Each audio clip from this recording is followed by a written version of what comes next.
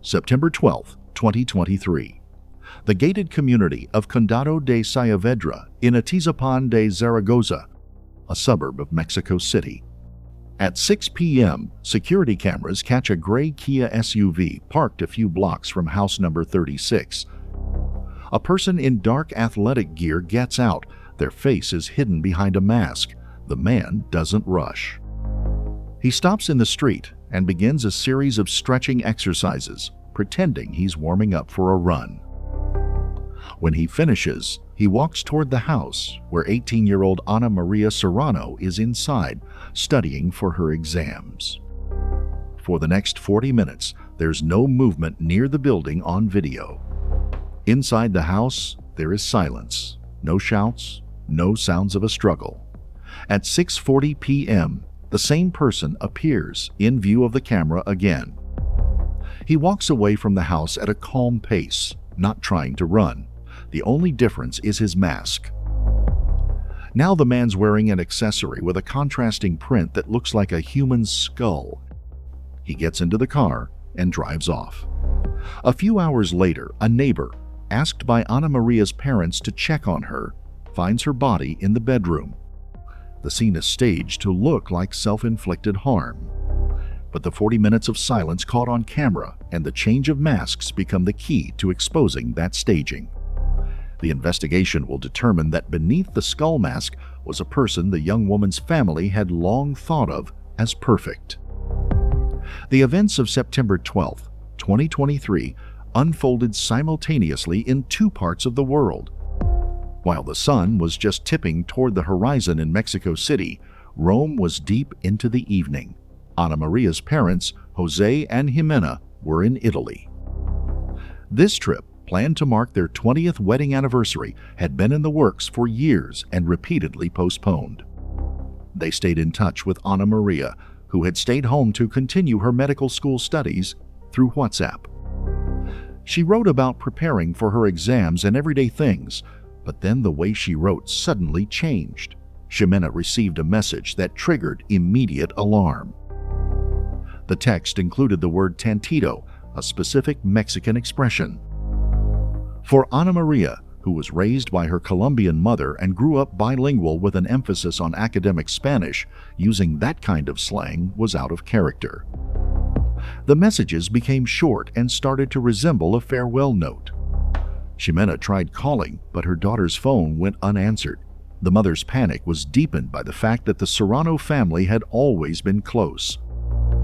The parents knew where their children were and who they spent time with. Unable to return to Mexico immediately, Jimena contacted a neighbor in the Condado de Sayavedra community. She asked him to go into house number 36. When he found her unresponsive, the neighbor contacted the rescue service, but the responding medics could only confirm her death.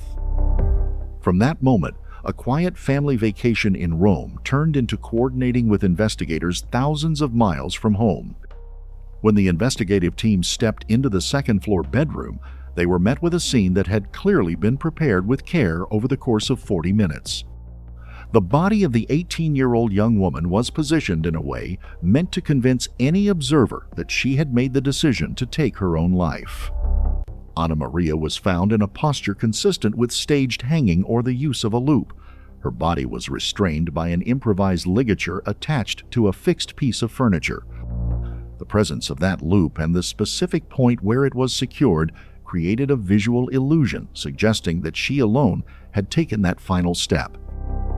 At first glance, the absence of obvious damage or forced entry at the front door seemed to support that narrative. There were no overturned objects, no broken locks, nothing that immediately suggested outside interference. But a detailed forensic examination of the room quickly exposed several critical inconsistencies. The first red flag for specialists was the placement of certain items. Inside the bedroom, investigators found objects that had no place in the everyday life of a medical student: a dark navy baseball cap and a black protective face mask. These items did not belong to Ana Maria and had no connection to her personal belongings, which were neatly arranged where they belonged. The presence of male accessories in a closed room where the tragedy had just occurred became the first piece of physical evidence pointing to someone else being there. The final word came from the medical examiner. The autopsy determined that the cause of death was mechanical asphyxiation caused by external pressure to the neck. Examiners documented distinctive injuries to the skin and soft tissues that, from a technical standpoint, could not be self-inflicted under the circumstances staged in the bedroom. The official report stated clearly that the nature of the injuries and the final position of the body were completely incompatible with an act of self-harm. Investigators in the state of Mexico concluded that the offender did more than end Ana Maria's life. He took time to edit reality itself. Objects were moved, and the victim's posture was altered in an effort to steer the investigation down a false path. This detail later became a cornerstone of the prosecution's case. The actions in the bedroom pointed to calculated thinking and a deliberate attempt to avoid responsibility. As evidence was collected, it became clear this was not a spontaneous incident, but a planned crime carried out by someone who knew exactly how life inside that house worked. To understand the full scope of what happened on September 12th, it's necessary to retrace the life that came to an end that evening. Ana María Serrano Céspedes was born on May 5, 2005. Her family had an international background. Ana María was Mexican by birth, with Colombian roots on her mother's side. Jimena, her mother, is a Colombian attorney who moved to Mexico after marrying José, an engineer by profession. Together with her older sister Daniela, they formed a close-knit family in which the parents were always deeply aware of their daughter's social circle and daily activities. Ana María received her education at a prestigious German school, the Alexander von Humboldt College. She was a strong student and well-liked among her peers. Her academic performance and discipline set her apart, and she was known as someone who took her future seriously. In mid-2023, Ana María was accepted into the medical program at Universidad Panamericana in Mexico City. She began attending lectures that summer, just 2 months before her life ended. By the age of 18, she had a clear plan for the future, with medicine at its center. But it was during her final year of school that a new figure entered her life, Allan Gil Romero, a presence that would ultimately prove devastating for the entire family. Allan Gil Romero studied at the same prestigious Alexander von Humboldt German school as Ana María. They moved within the same social circle, shared mutual friends, and both maintained strong academic records. Teachers and classmates described Allan as polite, attentive, and charming. When the two began dating in their later school years, those around them saw the couple as a perfect match. Ana María's parents, José and Jimena, took a careful and responsible approach to their daughter's relationships. They met Allan personally, set clear boundaries for visits, and closely monitored Ana María's well-being. In their presence, he displayed manners and behavior that fully met the family's expectations. The relationship lasted for about 1.5 years, but later, as friends and family began to piece things together, they started to notice signs that didn't quite fit the picture of a perfect couple. Allan had begun to monitor Ana María's social interactions closely. At school events and private gatherings, he watched who she spoke to. If she simply chatted with another young man or accepted a dance, it triggered anger and outbursts from him. A pattern formed between them. Allan would repeatedly announce a breakup, only to come back days later, crying and promising to change. Those close to them got used to the emotional ups and downs, writing it off as typical teenage drama, but there were incidents that went far beyond ordinary disagreements. After Allan underwent surgery, Ana María came to visit him. During the visit, he smeared cake frosting on her face, calling it a joke. She ended up calling her mother in tears, begging to be picked up immediately from Allan's house. Another time, at a party, after an argument started by Allan, Ana María was seen crying in front of all the guests. These moments began to pile up. But through 2022 and early 2023, no one saw them as signs of a dangerous situation.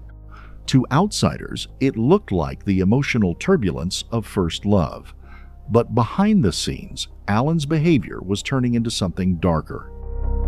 In June 2023, right after graduation, Ana Maria made the decision to end the relationship for good. Her reasoning wasn't just the long-distance challenge of Allan's upcoming move to Germany for school, she was also responding to his increasingly troubling behavior. There was clear evidence the relationship had become harmful, a handwritten letter from Allan himself. In that letter, he openly admitted his actions were toxic. He wrote about his intense jealousy, his need for control, and how his possessiveness was hurting her. He acknowledged the problem in writing, but that acknowledgement never translated into any real change. After the breakup, Allan began what prosecutors would later describe as a campaign of harassment. At first, his actions looked like attempts at reconciliation. Gifts and flowers were delivered to Ana Maria's home every week, especially sunflowers. But when he received no response, he changed tactics. His messages in chat apps became demanding. Allan insisted that she remove photos with another young man from her social media accounts. As a form of pressure, he resorted to blackmail, threatening to reveal details of her private life to her parents if she didn't comply with his conditions. Just days before September 12th, the situation escalated into direct interference. Ana Maria's personal laptop disappeared from her home. According to the investigation, it was Allan who took the device. Prosecutors believe the goal of that theft was to gain direct access to her passwords, messages, and personal accounts. This step made it clear that controlling his former partner's life had become his primary objective. Ana Maria documented this harassment in conversations with friends, openly discussing what was happening. By early September, the conflict had moved beyond emotional fallout and turned into systematic intrusion into her private life, recorded both in digital messages and later confirmed by witness statements. In early September 2023, as Ana Maria was preparing for her first exams at Universidad Panamericana, those closest to her were aware of a very real threat. The 18-year-old student did not hide from her friends that Allan Gil Romero's behavior had gone far beyond ordinary attempts to get back together. She repeatedly said a sentence that, after the events of September 12th, became central to witness testimony. "If anything happens to me, you already know who did it." She shared this warning with several people, and she said it more than once. Ana Maria directly identified her former partner as the only person capable of causing her harm. Despite this clear sense of danger, there were almost no legal tools available to protect her at that moment. Under Mexican law in 2023, filing a complaint based on repeated flower deliveries, sunflowers, and persistent messages demanding the removal of photos was not considered sufficient grounds for active police intervention or for issuing a restraining order. The situation was further complicated by the location where it all unfolded. The upscale gated community of Condado de Sayavedra in Atizapán de Zaragoza was surrounded by high walls and monitored around the clock. With armed security at the entrance and a strict pass system in place, it created the illusion of complete protection from outside threats. Ana Maria valued her independence and didn't want to worry her parents, who were in Europe preparing to celebrate their wedding anniversary. She intentionally downplayed the incidents in conversations with Jose and Jimena, choosing to deal with the pressure on her own. Her friends saw the harassment escalate, but in the context of a quiet, upper-class suburb of Mexico City, Allan's actions were viewed more as emotional pressure than a sign of a potential physical attack. The neighborhood security system had been designed to keep out burglars and strangers, not someone who had once been close to the family and knew exactly how to access the home. In the end, Ana Maria was left alone with a threat that existed only in her own words, shared with friends just days before her death. The investigation later reconstructed Allan Gil Romero's movements on September 12th by analyzing gate security footage minute by minute. His first visit occurred at 3:55 a.m. A gray Kia SUV entered the community without license plates. Allan was wearing a dark navy cap and a black face covering. According to investigators, this was a scouting mission, a check to see if anyone else was in the house, and to confirm when Ana Maria's parents had left. The second time the vehicle appeared was at 1:01 p.m., now with license plates reattached. Allan approached the house and spoke with the housekeeper. He asked if Ana Maria was home. When told she wasn't, he said he had brought a gift and would come back later. The witness noted that his behavior was odd, but at the time it didn't raise any red flags. Allan left the neighborhood only to return a third time when Ana Maria was home alone. To reconstruct the exact timeline of that evening, we need to go back to 6 p.m., the moment Allan crossed the threshold of house number 36. At that hour, 18-year-old Ana Maria was in her second-floor bedroom. She was alone, studying for her medical school exams and periodically replying to messages from her parents who were in Rome at the time. According to investigators, Allan Gil Romero entered the room and carried out the attack within the very first minutes of being inside the house. The forensic examination later determined that the physical confrontation was brief. Allan restrained Ana Maria and applied force while she was in an upright position. Death occurred as a result of mechanical asphyxiation. Once he was certain she was no longer breathing, he moved on to the second phase of his plan, the staging, which took more than half an hour. The offender acted deliberately. He moved her body toward a heavy wardrobe, secured a cord to its internal bar, and tightened a loop around Ana Maria's neck, positioning her in a semi-seated posture.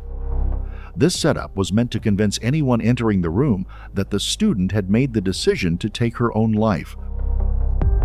At the same time as the physical staging, Allan Gil Romero created digital evidence to support his version of events. He took Ana Maria's phone and, knowing the passcode, sent a message to her mother. The text was written to resemble a farewell confession, but this is where the plan began to unravel. The use of the slang word Tantito immediately signaled to Jimena that someone else was writing on her daughter's behalf. In his haste, Allan made another critical mistake. He left behind a dark navy baseball cap and the first black face covering, the same items captured on security cameras during his nighttime and daytime visits. The offender believed that the illusion of order and the goodbye message would prompt authorities to close the case on the very first day. Instead, the forgotten items and the linguistic slip completely dismantled that scenario. 4 days after Ana Maria was found, on September 16, 2023, law enforcement in the state of Mexico moved into the active arrest phase. Allan was hiding in the municipality of Malinalco, a tourist town located roughly 60 miles from the scene of the crime. The arrest operation was coordinated as a joint effort between the state prosecutor's office, federal forces, and local police. Allan Gil Romero was located in a residential area of the city. The neighborhood was surrounded by armed officers to prevent any attempt to flee. He did not resist arrest. In the footage from the operation, he's seen dressed in civilian clothes, being escorted to a police vehicle under guard. Immediately after being taken into custody, Allan was transferred to Barrientos Prison in the city of Tlalnepantla. On September 18th, a judge issued an order for pretrial detention, and the following day, Allan Gil Romero was officially charged. From the beginning, state prosecutors refused to treat the case as a standard crime. The death of Ana Maria was classified as femicide, a legal term in Mexico and several Latin American countries used when a person is killed because of her gender, often tied to hatred, a need for control, or a belief that the offender had ownership over the victim. Investigators supported this classification with evidence of harassment, blackmail, and Allan's continued efforts to control Ana Maria's life after their breakup. The evidence presented in court to justify the arrest was built on several critical elements. First were the timestamps from security cameras placing Allan Gil Romero at house number 36 at the time the crime occurred. Second were the statements from the housekeeper, who identified him during his second visit to the home that day. Third were the physical items left behind, a mask and a dark baseball cap, matching those Allan had worn during his first and third visits to the neighborhood. A further piece of the prosecution's case came from digital forensics. Experts analyzed Ana Maria's phone and confirmed that the final messages to her mother were sent after her time of death. A stylistic review of the texts revealed writing patterns consistent with Allan Gil Romero, including specific words Ana Maria never used.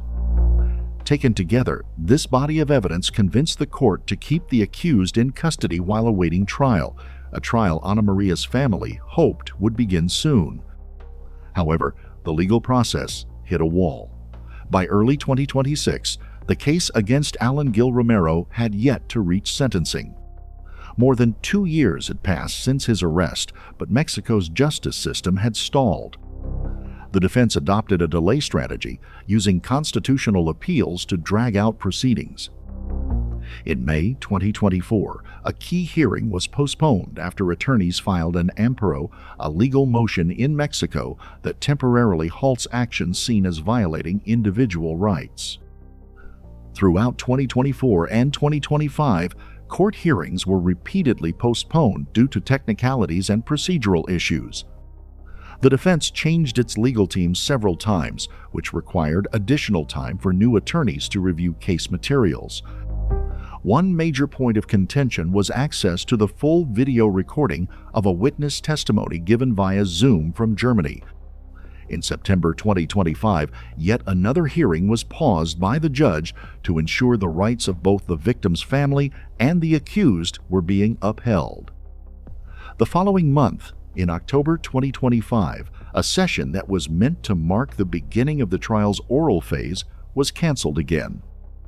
Ana Maria's parents publicly accused the defense of systematically obstructing justice. According to them, the defense strategy was designed to reduce public interest and weaken witness recollections over time. Meanwhile, Allan's mother issued a public statement claiming her son's right to a speedy trial was being violated, continuing to insist on his innocence. As a result, both families now find themselves in a state of legal limbo.